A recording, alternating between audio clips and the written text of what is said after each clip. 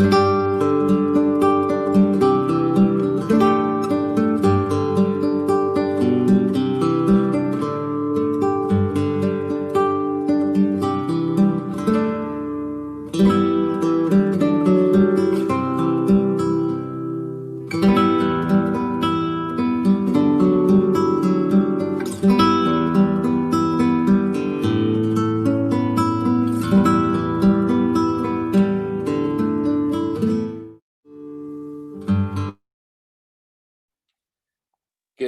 morning, good afternoon, and good evening, everyone, and welcome. My name is Colin Mahan, and I'm a program manager at the NASDAQ Entrepreneurial Center. For those of you who may not know, the NASDAQ Center is a nonprofit dedicated to enabling entrepreneurs from all over the world to realize their maximum potentials and grow. As you may have seen in the chat, the NASDAQ Entrepreneurial Center, along with our partner Mentor Cloud, launched a free mentor matching platform for entrepreneurs called Mentor Makers. Create your own advisory board to guide and inspire you with the in-the-moment mentorship from topic experts and professionals dedicated to providing exceptional mentorship to entrepreneurs from across all races, industries, geographies, and backgrounds. Together, we will build the greatest exchange of knowledge and expertise in service to entrepreneurs in business today. Find or become a mentor today by using the link in the chat. Entrepreneurs are the dreamers, doers, visionaries who are not just solving the problems in our community and our world face today, but those that will create a better future for us all. Mentorship matters to all entrepreneurs. Their success depends on it. Quick housekeeping item, we're going to open up for live Q&A at the end of the event. So please submit your questions in the Q&A function at the bottom of your screen throughout the presentation. Again, none of what we do here could be possible without all the amazing support from our sponsors, including NASDAQ, Lehigh University, Bank of the West, KPMG, Wilson Sonsini, Woodruff Sawyer, BPM, NZTE, and Microsoft for Startups. We're humbled by their contributions. Before we get started, during these unique times, we're curious on how sentiment is among the entrepreneurs we work with. So we're going to start by taking a couple polls to let you know how you're feeling about your business right now. So I'm going to launch those. So let us know, how are you feeling? 2020 is behind us, 2021 is ahead. So how are you feeling about your business? It's Friday, so hopefully there's a little more optimism on this day of the week. Also, the other question is, what's keeping you up at night? That question helps us finely tune the offerings that we provide for the community to help you overcome your business challenges. So I'm going to give that another 10, 20 seconds or so as you guys put in your results. Really appreciate that. Looks like we've got optimism at the top of the key for how we're feeling and marketing for what's keeping us up at night. So for those of you who put down marketing, you're in the right place because that's just what we're going to cover today. So I'm going to share those results really quickly.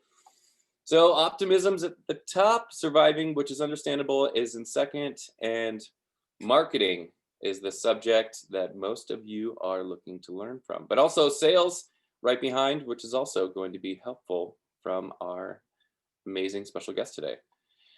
Without any further delay, please join me in giving a warm welcome and welcoming back George Kao, business coach who champions integrity in marketing for entrepreneurs, professionals all over the world. George, over to you.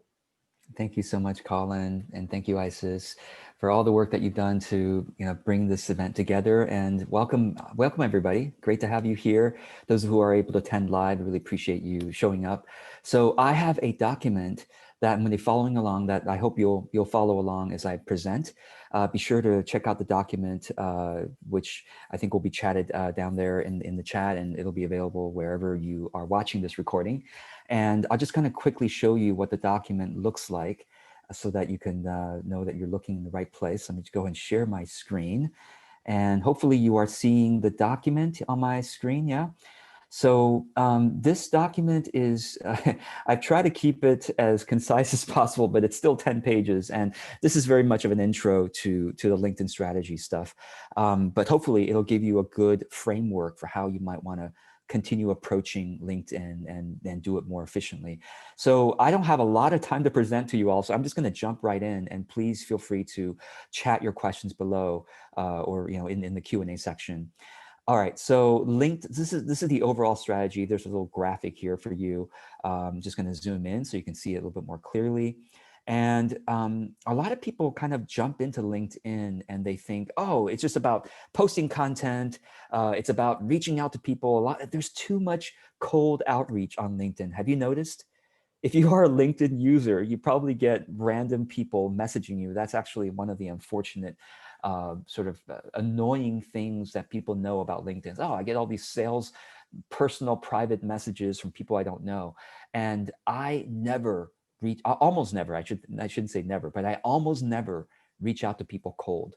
It's better to be introduced by somebody whom you respect, to somebody that they respect, et cetera, et cetera. Um, so let me just kind of quickly share this, and then I have a poll, a question that I want to ask you. So the LinkedIn strategy does have, as I said earlier, a lot of cold calling, too much cold calling, but that's what I call connection. And connection is really best done when somebody already knows you and respects you, and whether it's through an introduction or whether it's through them seeing your content. And so content is also part of the ongoing actions, kind of posting helpful, inspiring things related to your work, related to your industry, with your ideal connections, ideal audience in mind. Okay. And by the way, when I say self-employed here, I know some of you are not self-employed, some of you work in companies. I think these actions, most of my clients are self-employed people, but that's why I took this from one of my client slides. But I think this works for everybody who uses LinkedIn, for business. So commenting is another thing that I think people don't do well.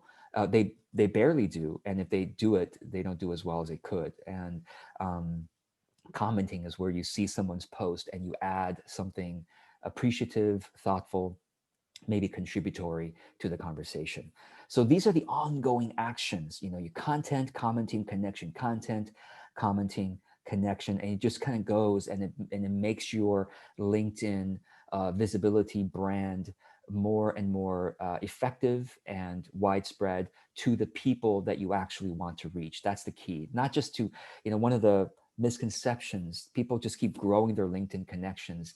I've actually removed most of my LinkedIn connections, which I'll tell you why later in this, and you'll see this in this document. So these are the ongoing actions for LinkedIn use effectively. But before you get here, right, before you get to this circle, this cycle of actions, you have to first do these two actions, and which is why I say these are the first steps, okay?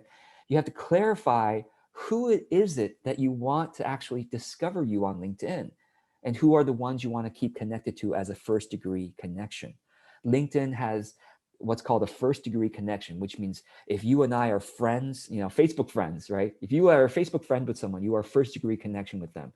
And a friend of a friend is called a second degree connection. Well, on LinkedIn, it's called a first degree connection, second degree connection, et cetera. So first degrees are the people you're directly connected to. Second degree is their connections that you might be able to be introduced to, et cetera. So clarify who your ideal connections are, particularly who are your first degree ideal connections.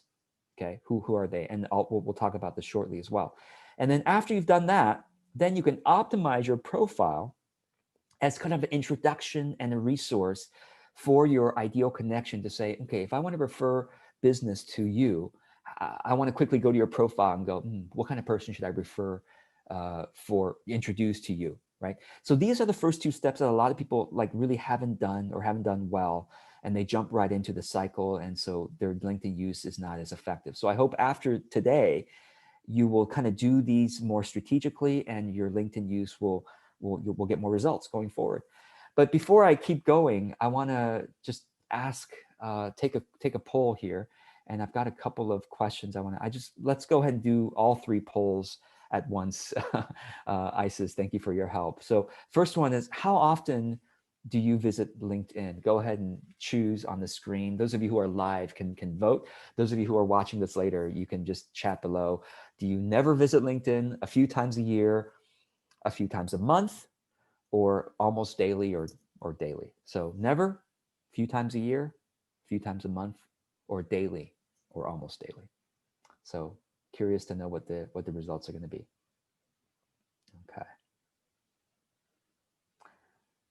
All right. So it looks like the results actually, most of you here visit LinkedIn daily or almost daily. That's great. That means that you'll really be able to use today's webinar. And then second vote is a few times a month. So that's good. So a lot of you are using it frequently. And those of you who are not using it, hopefully today's webinar will inspire you to get back there and make effective use of it. Second question is, how many first degree connections do you have? Remember, first degree are the people who are connected directly to you, that it's like your friend on LinkedIn, you're directly connected to them. Do you have up to 150 connections, 0 to 150?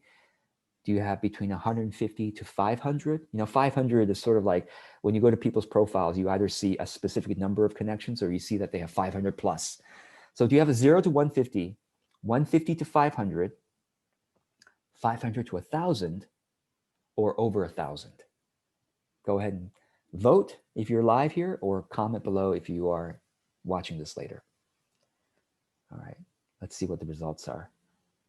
Okay, interesting. So it's actually evenly split between 0 to 150 and over 1,000 are the most popular options. That's really, so people, some of you have very tight-knit LinkedIn connections. Some of you have like, oh yeah, I've just been adding a bunch of people over the years, right?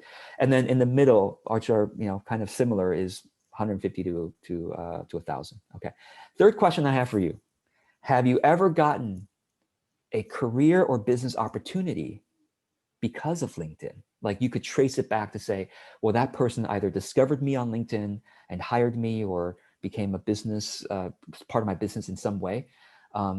Because of LinkedIn, they discovered me, or thanks to LinkedIn, they checked me out, and that helped them to make a decision on working with me in my business in some way. Either they hired me or became a team member, or they referred some opportunity to me. So not yet is one option, yes once, or 3 is more than once. So go ahead and, if you're watching this later, comment below. If you're live, go ahead and vote. Not yet, once, or more than once. All right, so let's see what the results are. Okay, so majority says not yet. So hopefully after you use today's strategies in weeks or months, you'll bump that up to at least once, if not more than once. And I do see that 29% said more than once. That's great. And 14% said once. So that's great. Good to know. Ever since I started using my own strategies, I've been getting many more opportunities than I did before. When I think the traditional, like people who are not kind of trained in LinkedIn strategy, they're just like me in the past, added too many connections and just go and put content on there and cold call, cold outreach to people. And it's not an effective way, because one, if you're cold outreaching, you're probably annoying people and turning people off LinkedIn. And second, if you're adding a bunch of people, that means people who are seeing your content don't care about you. And that's why your content is not getting traction. If people who are seeing your content don't care about you, they barely even know you. Why would they care about you or your brand? Why would they even care? Then if LinkedIn algorithm sees that few people, the way, and let me explain how the LinkedIn algorithm, really any social media algorithm works. Content visibility works in waves. Let me explain. When you post something on LinkedIn, and this is true of Facebook and Twitter and probably most other platforms, when you post something, they don't just show it to everybody, right? They don't show it to everybody who's online, who's part of your friend network, your LinkedIn network or whatever. No, they don't, or your followers. They don't just show it to everybody. They show it first to a set of people that have been shown to interact with you in the past. So if you have very few people interact with you on LinkedIn, they're going to show it to very few people. Even the people who are online, who are your first degree connections, who could see your content, they're already not showing it to very many people, but they'll show it to at least a few people, okay? Let's say 100 people are online who could see your content. Nobody knows what the actual number is, but let's say they show it to 10 of your 100 people who could see it. And out of those 10 people, they'll watch who interacts, how many people of those 10 interact with that piece of content. And if it's above average, then they'll say, ooh, this is a good piece of content. Let's show it to the second wave. We'll show it to another 20 people. when they come online. We'll show it, and then and if that does well in the second wave, they'll show it to another 30 people. So it goes in waves. But if the first wave of people, the first 10 people don't engage with the content, don't like it, comment, share, or watch the video or whatever, then the content dies. They're like, well, why should we show this to more people when even the first batch of people that we think will interact based on our previous interactions, based on their previous interactions with you, if even those first 10 people don't interact, why should we show it to more people, says the social media platform? Because it's a boring piece of content, or it's not interesting enough to that person's own network. So we're just going to bury it. We're not going to show it. So this is why it's so important to have ideal connections on LinkedIn. So let's continue on in the slideshow. I'm going to go ahead and share my screen again. And I want to invite Isis or Colin to interrupt me verbally anytime that there is a question from the attendees that feels relevant to what I'm talking about, because I have so much to share with you that I tend to just keep going without pausing. So please feel free to interrupt me, Isis or Colin. So, okay. Let's continue on here on the document. So, okay, so actually the next section of the document I want to share with you, I couldn't fit this elsewhere, and I wanted to keep the document to 10 pages, so I put it here. And I think you might appreciate this anyway. One of the most underutilized types of content on LinkedIn is the slideshow. Okay, I know probably a lot of you have seen the LinkedIn images, LinkedIn videos. People have seen articles on LinkedIn or even text-only posts, but relatively few people make slides on LinkedIn. And it's become my favorite type of content on LinkedIn to post because it's the most engaging for people. I want to just show you a couple of examples. So for example, here's my recommended business model one. And you can, if you're in the document, you can just go ahead and click on the link. You might have to click on the link underneath that, but you can basically get to these links yourself. So this is what a slideshow looks like. Okay, it's basically you can write a few paragraphs above the slideshow, and then people, to be able to consume the content, they will click on the right arrow to kind of swipe through, and it's essentially an article. The way I do slideshows, I know a lot of people do slideshows with images, but the way I do it is I basically break an article down into 10 slides. So as you can see here, sometimes I have like images or charts or whatever. And, basically this is a slideshow, and people really appreciate being able to consume an idea this way because it's kind of bite-sized, and it helps them work through a particular journey in a piece of content. So yeah, so I really, really hope that starting today or tomorrow, whenever you create content on LinkedIn, you will consider posting slides. And you might say, well, how do I post slides? I've never seen that feature before. Well, this is my article on how to post LinkedIn slides. So click on this and you should be able to get to this article, how to create a LinkedIn carousel post. Carousel post or slideshow, basically same thing. So so it's basically 3 steps. So you'll be able to read that yourself later. All right. So let me just pause here real quick. Either Colin or Rice, any questions that we should address? Actually, I do see a question. Yeah, Colin, hi. I think there's a couple that you will get to, so I don't see. Oh, why are slides more engaging? Okay, great. Yeah, why are slides more engaging? Nobody knows the LinkedIn algorithm for sure, but my guess is that people flipping through slides counts as an engagement in the LinkedIn algorithm. That's my guess. Again, because social media platforms want to hide their algorithms because otherwise spammers will be able to use it too much. So yeah, that's my guess, and I think that's why it does better. It does better than any of my other types of content. I think it's also more visually interesting than just reading an article. And the other reason why I think slides are important is because you want people to consume a message from you. You don't just want them to click like on a pretty picture, which unfortunately happens too often. They see a pretty picture and then there might be some captions or text above the picture, like some written content. or maybe even a link you want them to click on, but they're like, nice mountain or nice inspiring person, and or hey, I like that picture of you, and they click like. So I think a slide shows a nice middle ground between visually pleasing, but also being able to communicate a message, and probably has some algorithmic benefits as well. So I saw that one of the, oh, go ahead, Colin. Yeah. No, also, yeah, can the two questions that are, I believe will be brief, can the slides be exported for use on other platforms? And also, another one was, do you need to be a LinkedIn premium member to use the slides? Oh yeah, great. Thank you, Colin. Really appreciate you kind of helping me field the questions. Um, yes, LinkedIn slideshow is basically uploading a PDF uh, document. So I create, as you'll see in my article on this, I create the LinkedIn slides in Canva as a series of images in one Canva document, and then I download as PDF print, which I'm able to upload.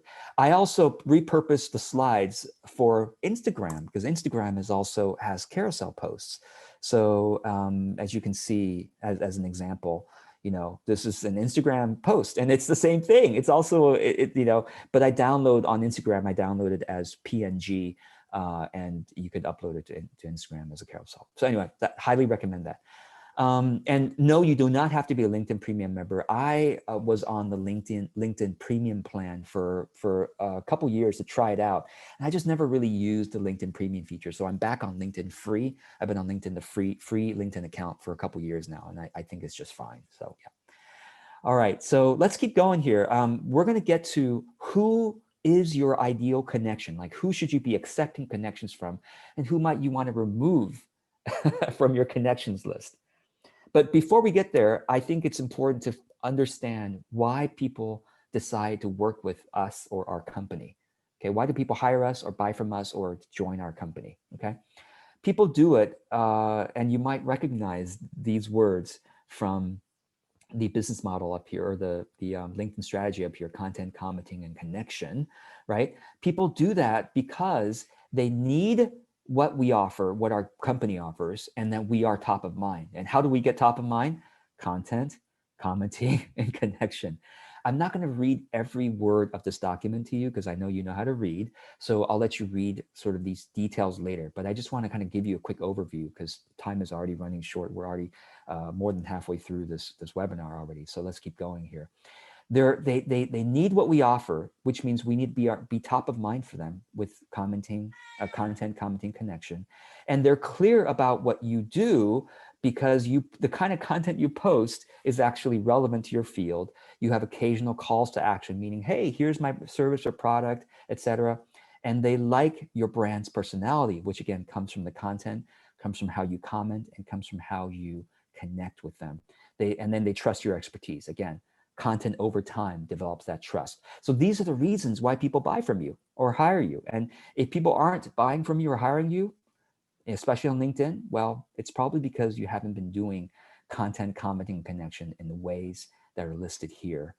So I invite you to read this carefully and think about this for yourself. Now, one of the things I love kind of teaching my clients, working my clients on is netcaring. Okay, so let me describe what netcaring is. All right, and you can see this in the chart here. Most people do networking, and networking is a common term. And I just always, how many, this is not a poll, but I'm just curious, how many of you find networking to be kind of either, forced or even mercenary, and I imagine some of you are raising your hand to see, yeah, networking sometimes feel artificial, sometimes feel mercenary. It just feels like someone's trying to get something from me when they network, quote unquote, network with me, or when I'm networking with someone, I am in this state of sort of grasping or kind of anxiety that, ooh, I hope this person finds me valuable and wants to do something for me or with me, right? And let's flip that. And instead of networking, why don't we do some net caring? So networking is chasing people, agenda, and it feels like a chore to a lot of people, right? Let's flip it and say, let's be human beings here.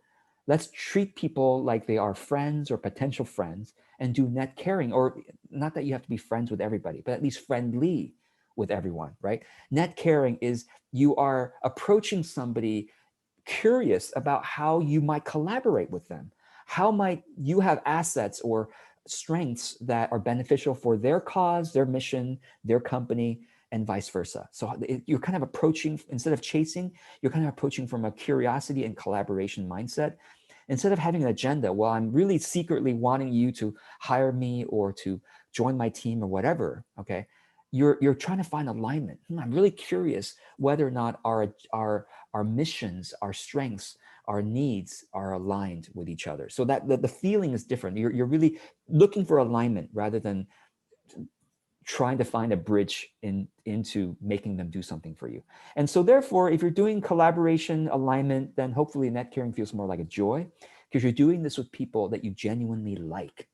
That's one of the keys here that I didn't add here, that you're doing net caring with people that you feel like you would probably genuinely like them as a person. And it doesn't matter what industry you're in, there are enough people in that industry that you can just net care with people that you genuinely like. You don't have to net care with people that somehow feel, cold to you or odious to you in some way. You could do that with people you genuinely like. At least start with them, right? Okay, so let's keep going here and go to clarifying our ideal connections. All right, let's look at this together. I think I heard a chime because someone was messaging me on LinkedIn, so I'm going to close some of my tabs here. Okay, so clarifying our ideal connections, like I said, is the first step before you can use LinkedIn well, and then you optimize your profile, which we'll talk a bit about that as well today. Okay, so who are your ideal connections? Let me just quickly summarize it for you. First of all, their connections are relevant for you, and likely vice versa. So how do you know if someone's connections are relevant for you? Well, if they're your first degree connection, right, you can go to their profile and look at let me go ahead and show you so that you can actually see what I'm talking about. So go to your LinkedIn go to LinkedIn, go to your profile, which is basically you click on your own picture on the left-hand side, okay? And then go to your connections, all right? Well, let me go ahead and, well, so if somebody is, let me actually see, I think we're able to, if someone is, yeah, no, we can't. If someone is requesting a contact of you, you can't see their connections. But if you're wondering whether to break a connection with someone, you can click on them, right? Let's see, I'm gonna click on Stephen Dinan here. And then you can click on their number of connections. Yes, if someone is first degree with you, you can click on their number of connections and see who they're actually connected to. And yes, so this is Stephen Dinan's first degree connections are my second degree connections. You got that? So I'm like, should I stay connected with Stephen Dinan is the question, right? Or should I break the connection if it's not relevant anymore? Well, if I look at these people, his connections, are they relevant? And I'm just a quick glance, it says, yes, these connections are relevant for me as well. So I would stay connected. Now, if somebody is requesting to be your connection, okay, if you're not first degree connections, and you're like, should I connect with this person or not? Whether they're requesting or you're thinking of requesting to connect with them, then you go and click on that person. Let's say Gemma is requesting a connection from me. How I can't look at her connections, right? But here's what I can do. I can scroll down to her skills area. Okay, let's see, her skills area. And I basically say, I want to look at who's endorsing her, because who's endorsing her are basically her first degree connections. You see what I mean? So I'm going to click on the number of people endorsing her for sales and marketing. And this are basically, these are Gemma's connections. So, and by the way, you're hearing my cat in the background, and her name is Baby Girl because she sounds like a baby. So that's why. But so basically I'm asking myself, do I want these people to see my content sometimes? Because if I connect with Gemma, right, then if Gemma likes my content, her connections are going to see my content as well. Do I want these people seeing my content? And actually, it does look, relatively relevant. So I may actually go ahead and connect with Gemma. But that's just the first question I ask myself. Are their connections relevant to me? Do I want their connections seeing my content? The second and third question is really similar. Are we mutual fans of each other? So what does this really mean? It means, am I comfortable reaching out to ask for their help? Are they a fan of mine or a friend? So would I feel comfortable if I needed help? Would I ask Gemma, right? And am I a fan of theirs, right? Do I know them well enough, where if they send me a private message to say, hey, I'd love your help with something, then would I naturally think, oh yeah, I'd be honored to help. It's worth my limited time. So I want you to ask yourself these questions before you accept another connection on LinkedIn. Okay, so that's how you know your ideal connections. Okay, so this is why I think some of you, especially those of you with 1,000+ connections, probably need to remove some of your first degree connections. And why should you do that? Well, it's because, well, when you log into LinkedIn, right? When you're on LinkedIn, you're just surfing around trying to do some networking, or by now you'll say netcaring. You're going to see posts from people like, oh yeah, Steve commented on this. Oh yeah, I like Steve. You know what I mean? Like you'll see people that are relevant to you. So the whole LinkedIn experience is going to be more interesting to you, which will make you come back more because you're going to see posts from people that you actually care about. You see what you see? Like you got to curate your own LinkedIn experience. And so removing connections automatically does that. Now you might say, well, George, what if I don't want to remove the connection? It might feel embarrassing to remove the connection, but I don't want to see their posts anymore, right? Now, Jen and Manuela, I appreciate both of them and I would like to see their posts. But let's say, for example, if I didn't know who Jen was, right? I'm like, yeah, I don't want to see her posts anymore. I don't want to see her comments. You can click on the 3 dots and you can basically unfollow Jen. And in this case, I can even unfollow both Jen and Manuela because they are both first degree connections for me. And I actually do care about their content. So I'm not going to unfollow them, but that's how you can further curate your own experience. But that's only one benefit. The main benefit of removing connections is the algorithmic benefits for your content. I said earlier, when people see your content, if they don't engage right away, LinkedIn tends to bury it and don't show it to more of your connections. On the other hand, if your connections, right, the people who are connected to you, who are following your content, actually care about you and care about your content, they're going to likely engage more quickly. And therefore, your content is going to be seen by more of your connections and their connections too. Because when people notice thus far in the feed, what have we been looking at? I'm looking at this because Jen commented on this. That's why I'm seeing this. Okay, here is another example. Bonnie is not a first degree connection for me. She's second degree. But why am I seeing this at the top? Because Steve, my first degree connection, commented on this. This is how powerful it is when people comment on your stuff. Got it? That's why when someone comments on your thing, their connections are going to see it. That's why you got to be careful who you connect to. You want to make sure you're having it seen in front of the right people. Okay, so drawbacks, obviously, there are drawbacks if you remove connections. Any written recommendations they give you may be removed. Any skills endorsements may also be removed if they gave you some endorsements. So just be aware of that. Some friends and acquaintances might feel offended. I haven't really had anybody contact me. George, I can't believe you removed me. Nobody, I've removed more than 5,000 connections, at least 4,000, if not 5,000. Nobody has messaged me saying, I can't believe you removed me. Okay, because most of the people didn't even know who I was. We didn't really know each other well. So I just want to show you, before I actually removed a bunch of people before I took the screenshot already. But when I took the screenshot, I had 4,500 connections, okay? And after I removed people, I had 195 left. And my LinkedIn experience instantly improved overnight. I got more comments and likes on my content going forward. And I really enjoyed going back to LinkedIn and engaging with people as well. So I really hope you'll consider remembering also that you can always add people back. So before you remove people, I do recommend that you first download all the connections you have thus far. At least what you'll be able to download are their names, their professions, and when their name, their professional title, their headline, basically their professional title, maybe their headline, but at least a professional title, and then how long you and they have been connected. So you should download that first in case you want to look at that list later and add some people back. So now let's keep going here because I think these are fairly. So before we go to a few tips for profile optimization, I'm going to give Colin a moment to say what the look at the questions and give me 10 seconds to let my cat out the door. I'll be back in 10 seconds. Awesome. Well, a lot of great questions coming in from that one, everyone. So we'll try to get to them. And the cat is now free. So All right, I'm back. amazing.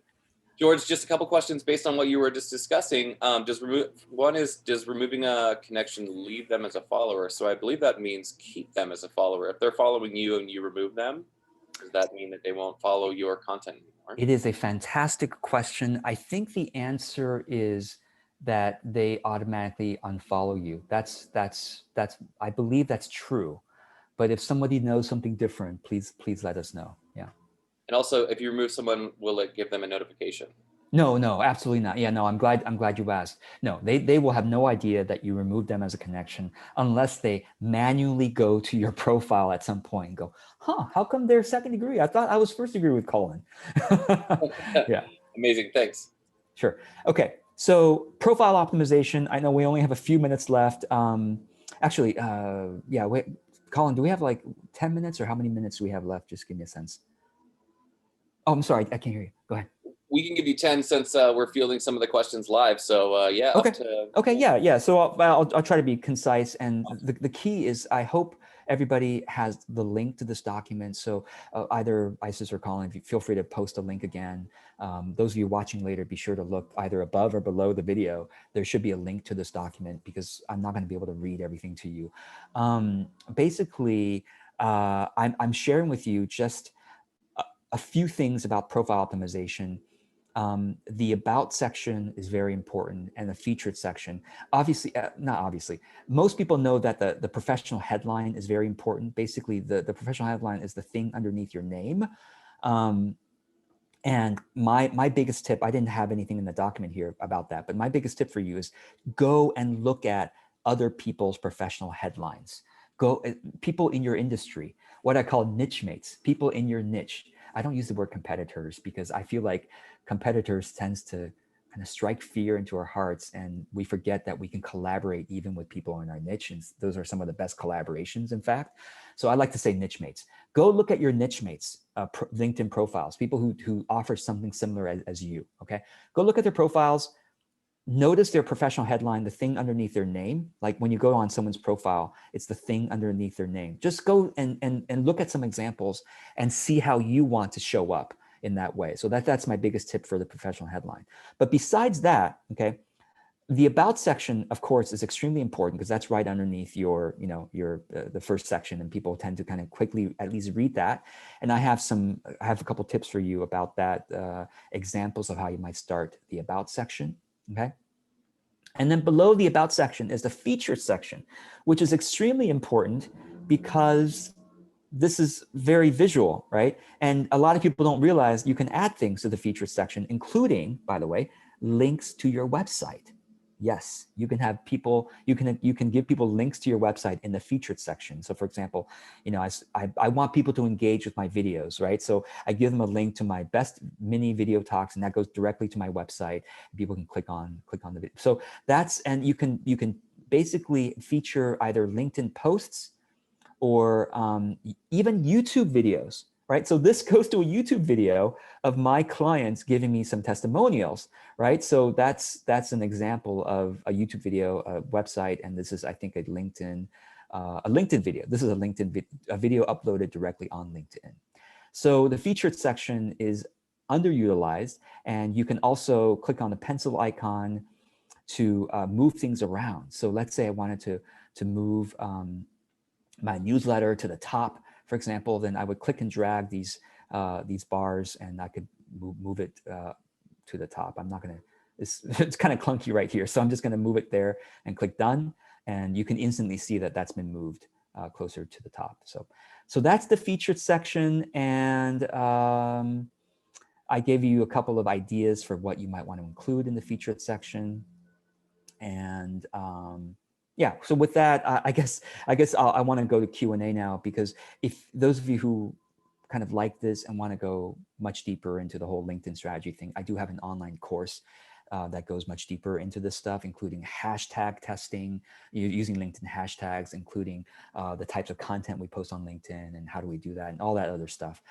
So if you're interested, you could do that. I have some other courses you might be interested. But otherwise, even if you apply the tips we talk about today in this free webinar, you're going to be using LinkedIn more efficiently than my guess, honestly, is 99% of LinkedIn users. So with that, Colin, I'll take anything you want to ask. Amazing. Well, we have a lot of great questions. Hopefully we can get to all of them. For those of you who haven't placed them in the Q&A function at the bottom of the screen, please do so now or as we continue to go through some of these live Q&As. One of the questions that I thought was going to be helpful for everybody is, would someone be offended if you message them right after you add them or they accept you? Well, if they accept you, no, I'm glad you asked, Colin. It's actually a best practice that after so let's say you add somebody or they add you and the connection is made, you click accept. Yes, I want to add, or they click accept. It is best practice to message them right away and say, Colin, it's great to have worked with you, or hey, I'm really glad Isis introduced us, and I took a quick, and don't just say, hey, good to meet you. Go take another 3 minutes, okay? Look at their profile and say, hey, I really like that on your profile, you mentioned this. That helps me to understand what kind of people that I might, help you connect with if there's somebody like that in my network. Does that sound about right? You can even start a conversation. Let me actually show you something on LinkedIn that helps with this. When you go to LinkedIn and you click on my network, okay? And then you click on connections on the left-hand side, LinkedIn automatically gives you a sorting of your connections based on the people you recently added. It even tells you 2 weeks ago. So essentially, LinkedIn wants to help you message people that you recently connected with. Because why? Because if you don't message them after you've connected and you don't know them super well, over time, the connection grows cold. And they might forget who you are. You might forget who they are. So it's good. It is a good idea to kind of start a conversation. It doesn't have to be a long conversation, but just a little bit of a warmth and maybe value add as soon as you can. So yeah. Yeah, and I think that's important to do a little bit of homework instead of great to be connected. And Yeah. Too many kind of meaningless messages. Yeah, it's not bad. It's like a nice thing. But yeah, if you just take an extra 2 minutes to glance at their profile, that helps. Amazing. Another question on recommendations. How important is it to get recommendations on LinkedIn versus having the testimonials on their website? Yeah, no, it's a great question. And by the way, if someone gives you a LinkedIn testimonial, it's by default, it's by definition a public. So if someone gives you a LinkedIn recommendation, right? Like, I'm grateful that, how do you know where your LinkedIn recommendations are? Well, if you click on view profile and you can, let's see here. The recommendations are somewhere down here. Okay. These are all public, right? Unless they remove the recommendation, but these are all public, which means that you can also copy and paste this to your website with any information that's public about them on LinkedIn. So, their job title or their industry or what company they work for, because that stuff is public on LinkedIn. So it actually is quite an efficient way to get a testimony is to request a recommendation. Now you might say, well, George, how do I request a recommendation? I do go way more in depth on this stuff in the paid course, but just briefly, you should request. The easiest way to request a recommendation is when someone has recently praised you for your work. Someone may have emailed you, oh, Colin, you facilitated that webinar extremely well. I'm just grateful to have your help or whatever. Well, guess what? You could say, you know what, George, I've been wanting to build up my LinkedIn profile. And I'm so curious if you would feel comfortable and totally, give people an out, right? Give people an out to say, hey, George, if you don't feel comfortable, totally understand. And if you don't have time, no worries at all. But if I could take your comment or do them a favor and take your comment and maybe even edit it in a way that you think they would agree as a recommendation, and just say, hey, George, I edited your comment. If you feel comfortable, could I add? Could this be a recommendation on my LinkedIn profile? Of course, you can say no or edit it to your heart's content. That kind of thing. Awesome. Thank you so much. Oh, there's so many good questions. So keep them coming in, everybody. We'll try to get to them. Let's see. There was a good question and they're just flooding in. So I just lost it. Somebody was asking about following versus connecting. and what the difference is, Yeah. and if there's Okay. anything that. You're right. Right. Like, as I showed you earlier, you can unfollow your first degree connections, which means that you're still, if they come to your profile, it still says first, yeah, it still says first degree, but you're not going to see their content in the LinkedIn home screen newsfeed anymore because you've unfollowed them. And I actually gave you, and the other difference about being first degree versus second degree is that they can, they can see your connections, like I showed you earlier, right? Like Shailaja, for example, is the first degree connection.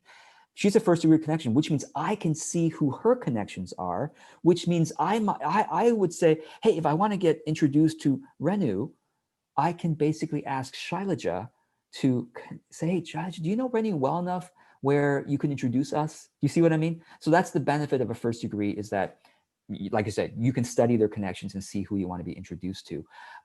Earlier in the document, I gave you, I think I gave you a link. Let's see, I gave you a link to show you. Okay, click here to see who you've unfollowed. I'm not going to click that link, of course, but if you click that link, you will see who you've unfollowed on LinkedIn in case you made a mistake and you want to follow them back. So, Great. Question from one of our amazing Milestone Makers coaches, Michael. How often do you like to post in a typical week on LinkedIn? okay, And yeah. second follow-up question on him is, he's heard that less than 10% people post on LinkedIn. Do you have a comment on that? Oh yeah, very few people post on LinkedIn. So in other words, if you can be, I would be surprised if even 10% people post on LinkedIn, to be honest. I would, my guess would be more like 1 to 5%, if even 5%. Anyway, long story short, if you post on LinkedIn frequently, your posts are likely to be seen, at least the ones that have better engagement will be seen by your connections. And by the way, some of your posts might even be emailed out to your connections. I don't know if any of you receive emails from LinkedIn. Some of you probably do.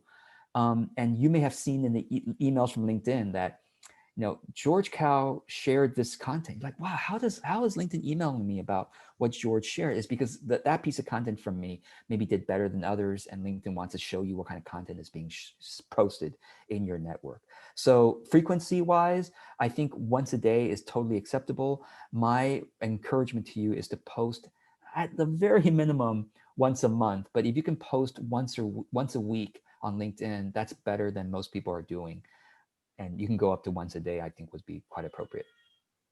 Super helpful. All right, this one's about hashtags. How many hashtags should we use in a post? Or what's your position on hashtags, more importantly? Yeah, hashtags are absolutely helpful, but they need to be tested. What I mean by tested is that you need to use one at a time and notice how many more views of your content you're getting because of the hashtag. This is why I said, in my course, LinkedIn course, I actually go through the whole hashtag testing process with a spreadsheet or whatever.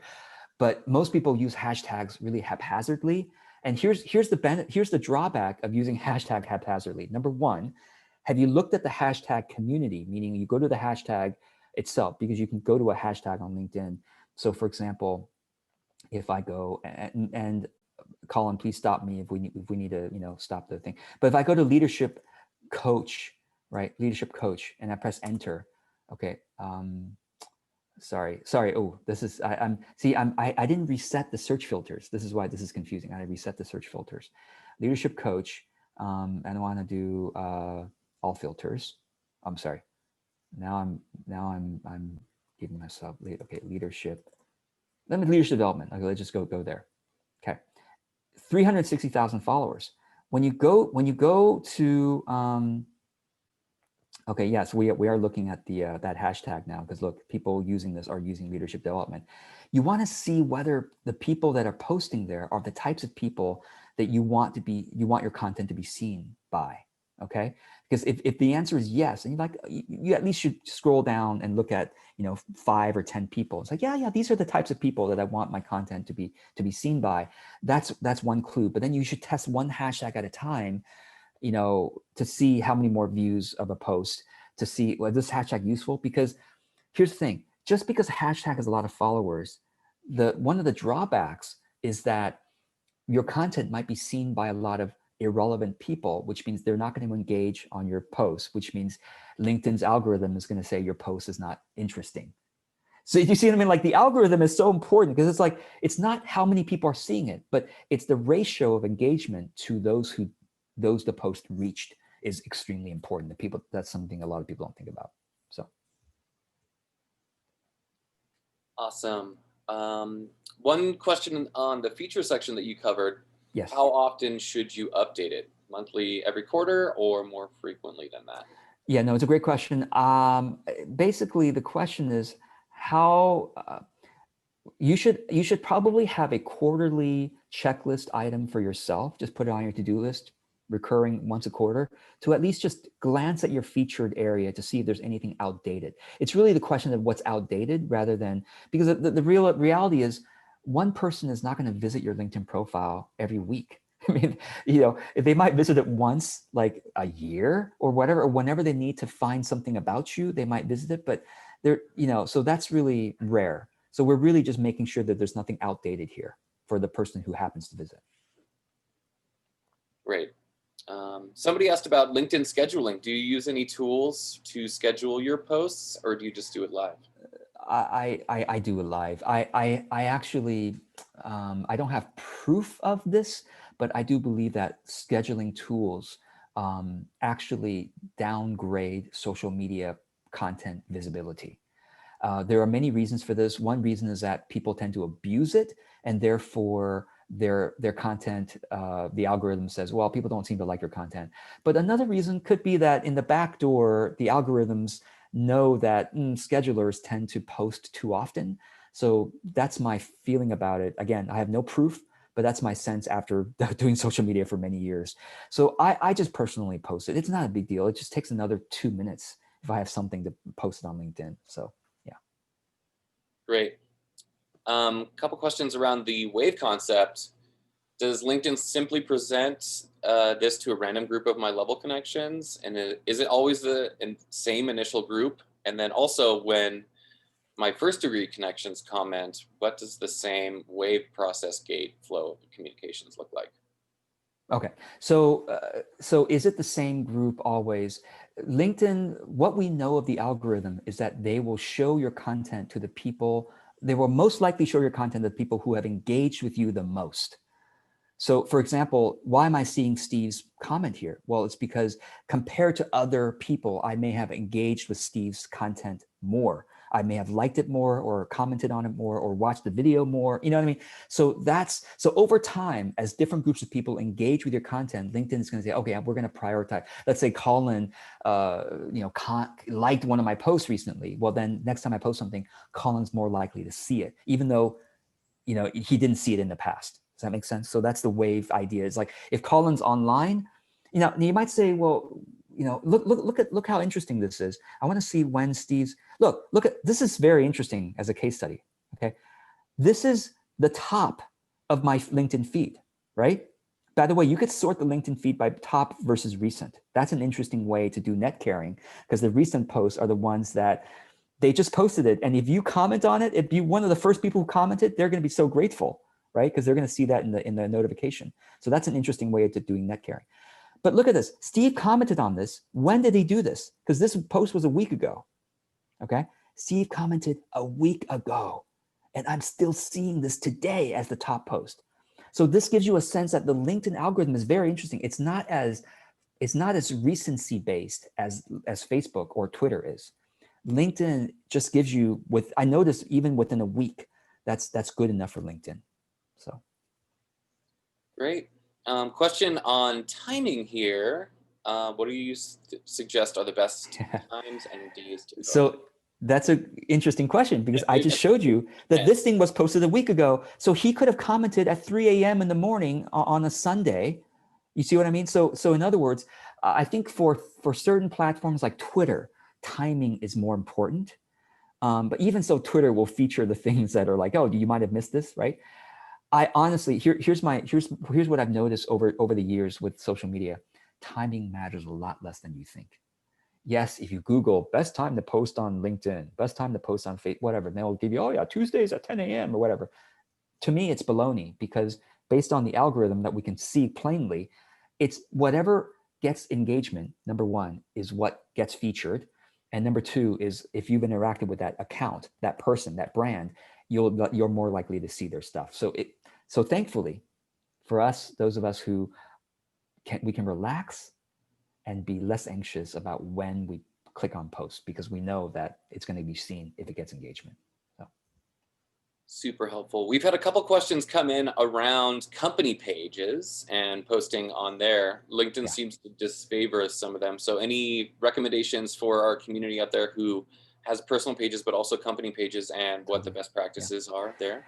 Yeah, no, I'm glad you asked. Company pages has been one of the weak spots for me on LinkedIn because I have worked mostly with self-employed people and it's just their own personal profile. But I'm actually getting into finally company pages and LinkedIn ads this year. So I'll be able to tell you a lot more if you ask me a year from now. But generally speaking, basically my sense about company pages is that you basically need to run ads on your content. And you need a company page to be able to run ads, sponsored posts. So that would be that's what I'm going to be doing. And that's what my recommended strategy is. If you're going to do a company page, post stuff to your company page that you don't mind spending some advertising dollars getting in front of the right people. Love it. I've seen personally on LinkedIn a ton more video than content, and the slides also get me to click through. So any advice to the general population on where if video's more engaging, or what to do with that? It's a super good question. I have tested all types of content on LinkedIn: text, image, link, article, slideshow, video. I think that's all I've tested everything. And here's the thing I've noticed for sure: the engaging posts get the most engagement. You might say, well, what do you mean by that? It can be a simple text-only post with no images, but if it gets engagement, if someone written something that's like really interesting, you probably have noticed too. It's like, wow, this thing has no image, but it's got featured so highly, right? And yet I've uploaded videos. I'm no Colin Mahan, so I've uploaded videos, and I haven't gotten much engagement on my videos compared to my slideshows. So it's like if you are a supermodel, or if you have edited videos that look really interesting, they might do well, but it's not any one type. It's how well does that content do. It can be simple text and do really well. So yeah, test out different types. It's as most things these days in content land, it's got to add a little bit of value or spark interest to the people that follow you. All right, well, we're almost out of time. And George, this is your third time with us, so really appreciate you coming. Thank you for bringing me back. The community today, as what's the best way for people to reach out to you, get connected, learn more about your LinkedIn course? Everyone is going to get the links to the document that we've gone through today. Yeah, that's the main thing. I would just say if there's one link, I just want to make sure you have the link to the document, because in the document is the summary of what I talked about today. And of course, at the bottom of the document is the links to my various courses and things like that. So that's what I would suggest. So make sure you get the document, that's all. Amazing. Well, on behalf of everyone at the NASDAQ Entrepreneurial Center, myself, thank you so much, George, for coming back, sharing your amazing insights with us. We'd love to have you back if you'd be willing. Thank you, everyone. For those of you who are still on, we'd love to hear from you. So give us some feedback in the survey link in the chat. Those help us find other topics that you guys like to learn from. Next week, we've got some great events coming up. So on next Tuesday, we've got the Luminous next round of PPP guide. So tune in for that one. Check it out on our website. We'll also follow up with links on that. And then on Thursday, January 21st, we'll have another Mentor Makers live session. So George, really, really appreciate it. Hopefully everybody gets some great use out of the tools that you showed us today. I know I will. And for everyone out there, have a great Friday, and we look forward to seeing you online soon. Thanks again, George. Thank you.